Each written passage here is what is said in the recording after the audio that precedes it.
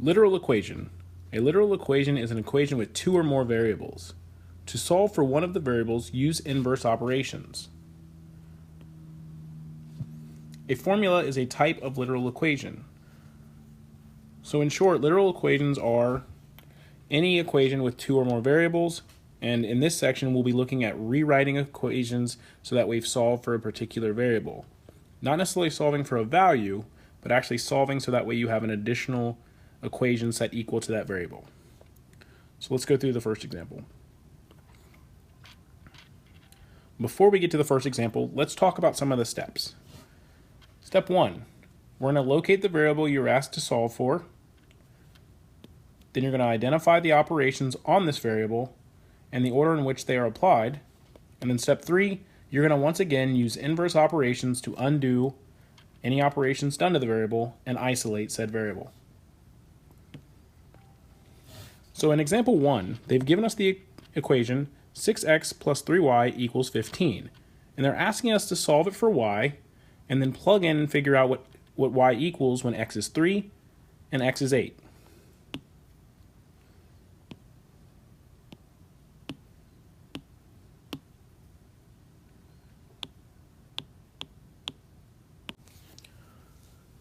So in order to solve for y, we have to isolate the y variable. So we're going to first move the 6x away from it through subtraction. So at this point we have 3y equals negative 6x plus 15. Our next step would be to divide by 3 in order to get y by itself. And you're going to get y equals negative 2x plus 5. Now that we know what our new equation is, they've asked us to figure out what y equals when x is 3 and then when x is 8. So we're going to plug in, for the first one, we're going to plug in 3 for x and evaluate for y. Oh, that's supposed to be a 5. Right, there we go. So negative 2 times 3 plus 5 should equal y. Negative 2 times 3 is negative 6. Negative 6 plus 5 is negative 1. So in this case, y equals negative 1 when x is 3.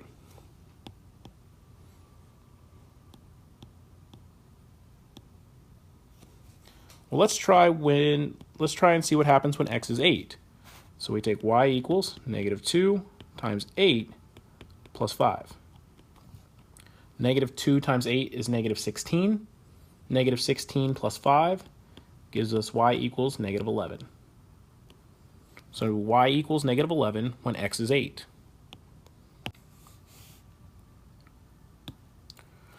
The second example has us doing the same thing, except this time we're solving for m. So we need to rewrite our equation for m and then determine the values of m when n is negative 2 and when n is 5.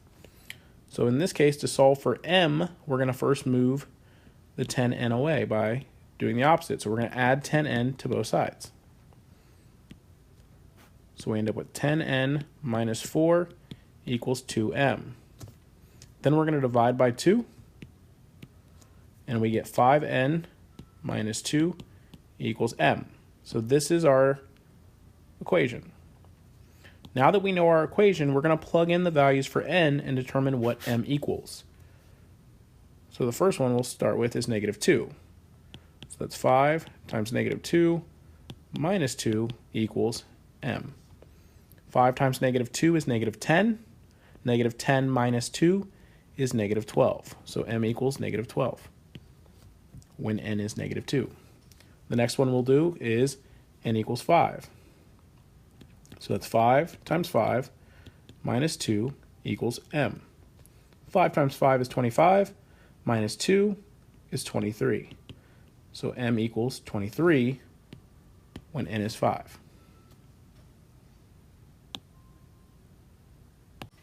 In the next few examples, we're going to look at just rewriting equations for the given variable.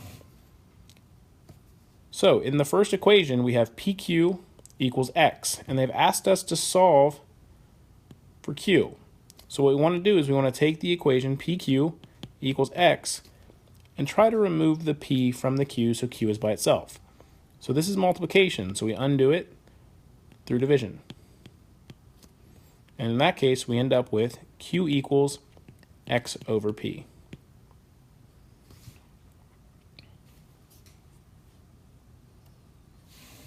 In the second equation, we have negative k equals r plus q times s, and we're asked to solve this for s. So we need to move everything away from the variable s. In order to do this, we're first going to subtract r from both sides. So we've got negative k minus r equals q times s. Then we undo the multiplication through division. So we divide by q. And in this case, we get negative k minus r, all of that over q equals s.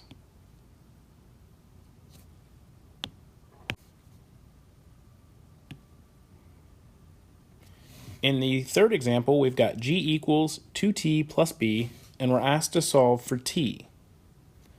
So we need to move everything away from t. So we're going to start that by first undoing the addition of b by subtracting b. So we're going to subtract b from both sides. We get g minus b equals 2t. Then we need to undo the multiplication, so we divide by 2. And in this case, we're going to get t equals g minus b over 2. In the fourth example, we're doing the same thing, but this time we're trying to solve the equation d equals m over v for v.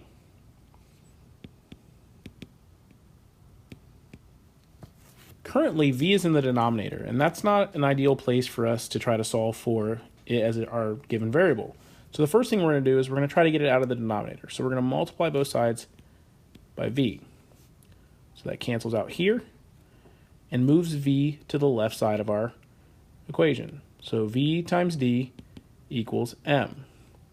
We still need to solve for v, so we have to move the variable d away through division. So we divide by d on both sides, and we get v equals m over d.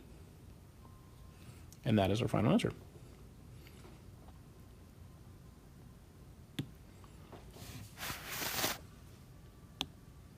So now we're trying to solve word problems involving literal equations for a specific variable. In this case, the formula for an object's final velocity is f equals I minus g times t, where I is the object's initial velocity, g is acceleration due to gravity, and t is time.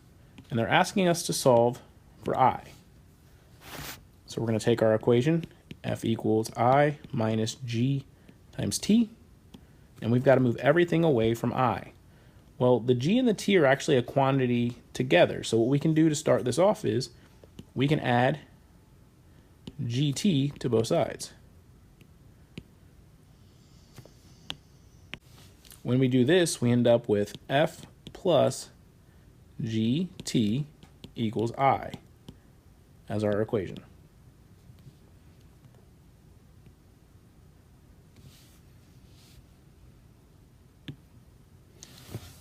In the next example, we have the formula for a person's typing speed is given by the equation s equals w minus 10e all over m, where s is the speed in words per minute, w is the number of words typed, and e is the number of errors, and m is the number of minutes typing. And they're asking us to solve for e, the number of errors. So we're going to take our equation, s equals w minus 10e over m. And now we have to remove everything away from the variable e. So I'm going to start by first multiplying both sides by m. These cancel, and we're left with ms equals w minus 10e.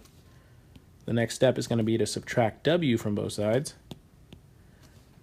And I have ms minus w on the left equals negative 10e. The next and last step is to divide both sides by negative 10. And so our final equation when solved for e is e equals ms minus w all over negative 10.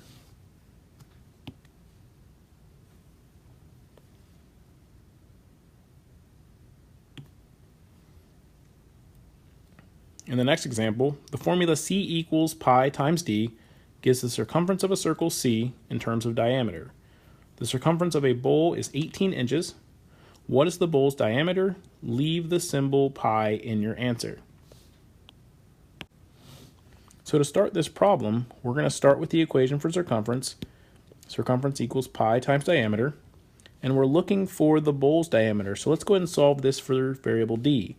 And in order to do that, we're going to divide both sides by pi. With that, we end up with that the diameter is equal to the circumference divided by pi. Well, in the problem, they tell us the circumference of the bowl is 18.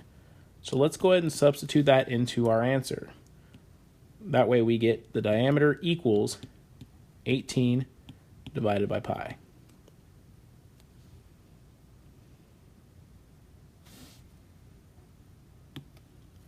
Last example.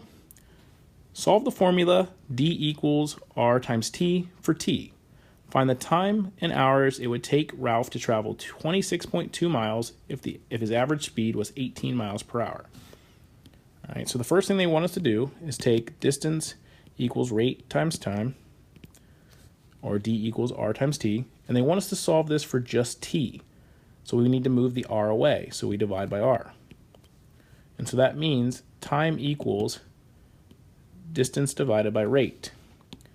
Then they ask us to figure out the time it would take Ralph to travel 26.2 miles if his average speed was 18 miles per hour.